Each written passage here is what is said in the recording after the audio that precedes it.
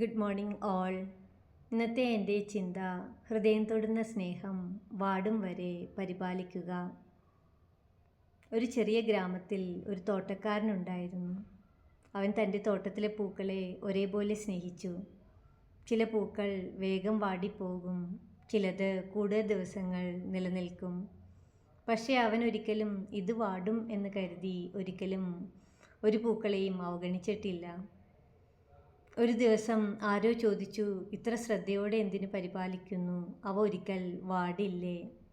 അവൻ ചിരിച്ചുകൊണ്ട് പറഞ്ഞു, വാടും, പക്ഷെ അതുവരെ അവ സന്തോഷത്തോടെ ജീവിക്കട്ടെ.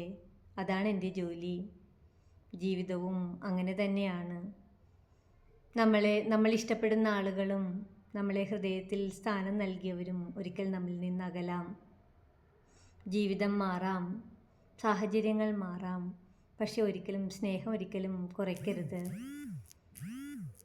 അവർ നമ്മുടെ കൂടെ ഉണ്ടാകുന്ന ഓരോ നിമിഷവും സ്നേഹത്തോടെ, കരുതലോടെ, ബഹുമാനത്തോടെ, ഹൃദയത്തോട് ചേർത്ത് വയ്ക്കണം.